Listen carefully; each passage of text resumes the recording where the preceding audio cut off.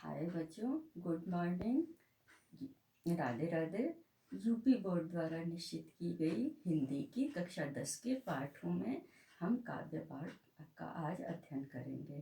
पहला पाठ है काव्य में हमारा सूर के पद, और उनके जो पदों को यहाँ दिए गए हैं सभी पदों को बारी बारी से हम उनका अध्ययन अर्थ बताते हुए करेंगे। जैसे जिसमें सूरदास जी की तो सूर सारावली और साहित्य लहरी अन्य रचनाएं हैं, और इनमें सुर सागर में 10,000 ही मात्र मिलती हैं, 1.25 कहा जाता है।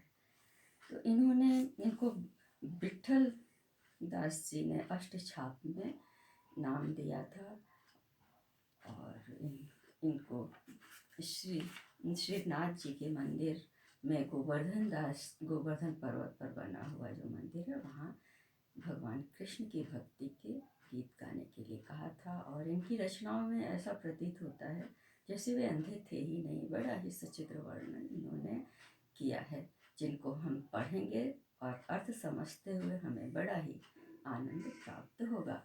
अब हम अपना पाठ शुरू करते हैं।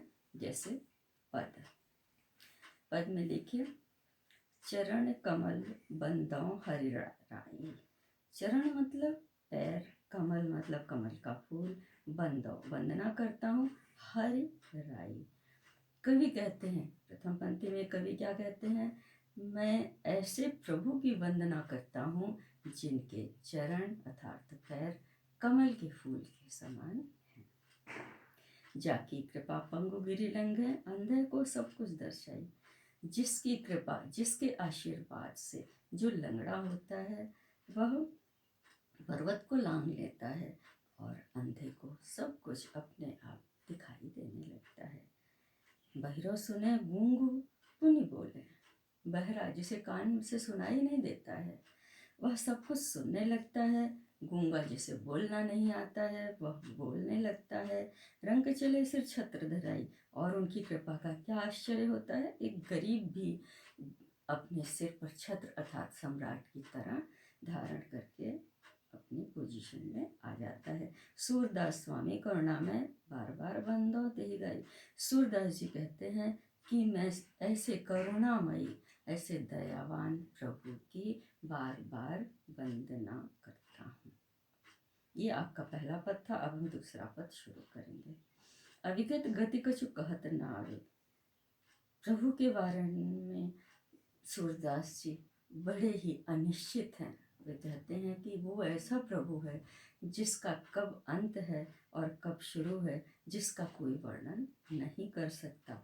और वह वर्णन कैसे नहीं कर सकता, इसके अगली पंक्ति में उदाहरण दिया गया है।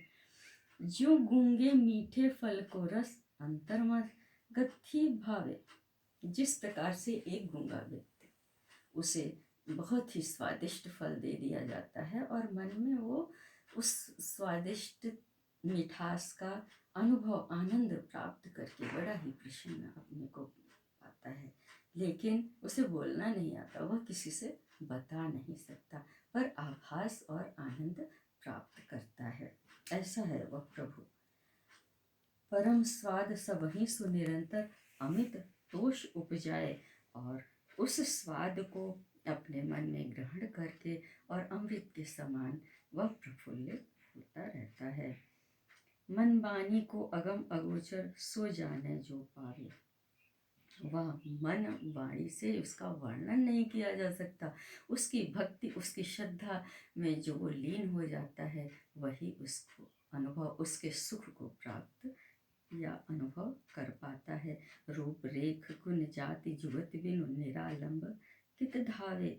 जिसका न कोई रूप है, न रेखा है, न गुण है, न कुछ भी, जो दिखाई ही नहीं देता है, किसी भी प्रकार की जुगति कर लो वह दिखाई ही नहीं देता है, ऐसे प्रभु को ढूंढने के लिए कहाँ कहाँ मनुष्य हम दौड़े।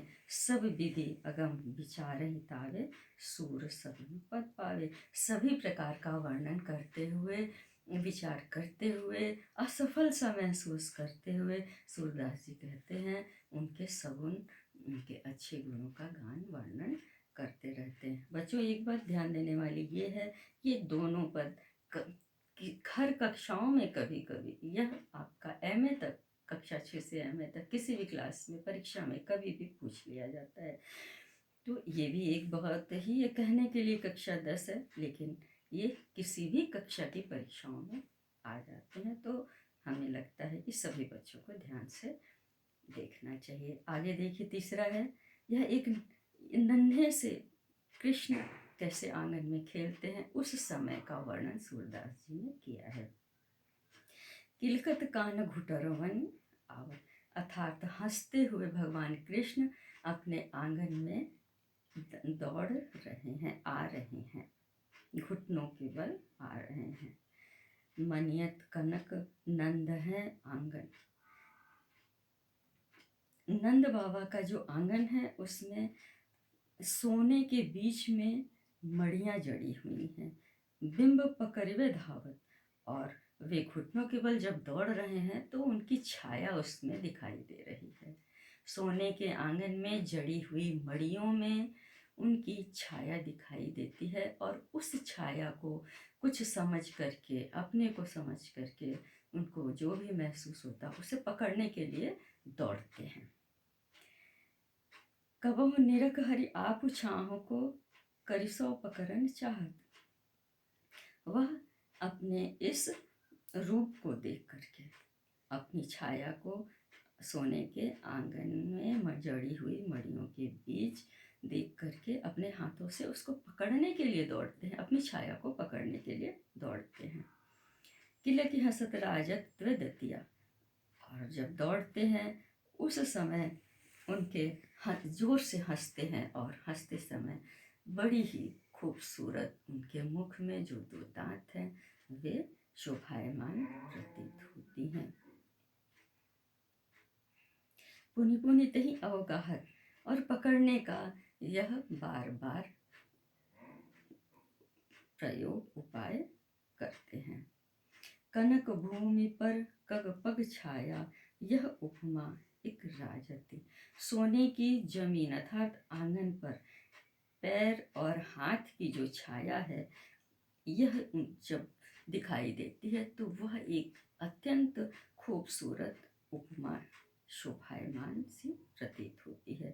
करी करी प्रतिपद प्रतिमन वसुधा, कमल बैठकी साजत, सोने के आंगन में हर करी करी प्रतिपद प्रतिमन वसुधा, जमीन पर जो मड़ियाँ जड़ी हुई हैं उस बीच में उनके हाथ और पैर की जो छाया दिखाई देती है वह ऐसा प्रतीत होता है कि कमल को सामान्य दूरी पर सजा दिया गया है।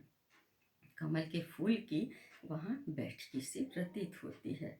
बाल दशा सुख निरखी यशोदा, अपने बालक के इस सुख को प्राप्त करके देख करके माता यशोदा पुनि पुनि नंद बुलावती, वो हंसता हुआ, खेलता हुआ, छाया को पकड़ता हुआ, ये सारे दृश्यों को माता यशोदा जब देखती हैं तो मन ही मन बहुत प्रसन्न होती हैं, और बार बार वही दृश्य नंद बाबा को दिखाने के लिए बुलाती हैं, पुकारती हैं। अचरा तरलय झांके सूर्य के प्रभु को दूध पियावत, और अपने आंचल से उनको फिर गोद में ले करके ढक करके दूध पिलाने लगती हैं। बच्चों आगे बढ़ते हैं, हम चौथे पद की तरफ बढ़ते हैं। मैं अपनी सब गाय चरे हूँ। इस पद में भगवान कृष्ण बड़े हो गए हैं और माता यशोदा से आग्रह करते हैं। जो बड़े बड़े ग्वाल बाल हैं, बलभद्र उनके भाई हैं, सभी गायों को लेकर के जंगल में चराने जाया करते हैं। इनको छोटे हैं, इनको नहीं भेजा जाता है, लेकिन वे देख करके उनके मन में इच्छा होती है कि मैं भी इन लोगों के संग गायों को जाया करूं, और माता से आग्रह करते हैं, हे माता, मैं भी अब अपनी गायों को चराने जंगल में रोज रोज सुबह सुबह जाया करूँगा। प्रात होत बल कह संग जय हो, तेरे कहे न रहे हो। सुबह होते ही मैं बलदेव भैया के संग गाय चराने अवश्य जाऊँगा, तो कितना भी मना करेगी मैं नहीं रुकूँगा। ग्वाल बाल गायन के भीतर नैको डर नहीं लागत, ये माता मुझे ग्वाल बाल के संग गायों के बीच में जरा भी डर नहीं लगता है। आज न सोचो नंद दुहाई, रैनी रहूंगी जागर। हे हे माता, नंद बाबा की कसम खा करके मैं कहती हूँ, आज नंद बाबा की कसम सौगंध है, मैं सवेरे तक जागता ही रहूँगा और गाय चराने जाऊँगा। ग्वाल बाल सब गाय चराई हैं, मैं घर बैठे रही हूँ। सारे ग्वाल बाल गायों को चराने के लिए जंगल में जाते हैं, मैं क्यों घर में बैठा रहूँगा, मैं भी जाऊँगा गायों को चराने के लिए। सूर्य श्याम तुम सोई रहो, अब रात जानत मैं दय हूँ। सूरदास जी कहते हैं, माता यशोदा उनको फुसला करके, कृष्ण भगवान को फुसला कर कहते हैं, अब तुम सो जाओ, तुमको सवेरे हम जरूर गायों को चराने के लिए बलभद्र और ग्वाल वालों के संग जंगल में भेजेंगे। बच्चों, अगला पद हम शुरू करते हैं। यह 5वां है। यहाँ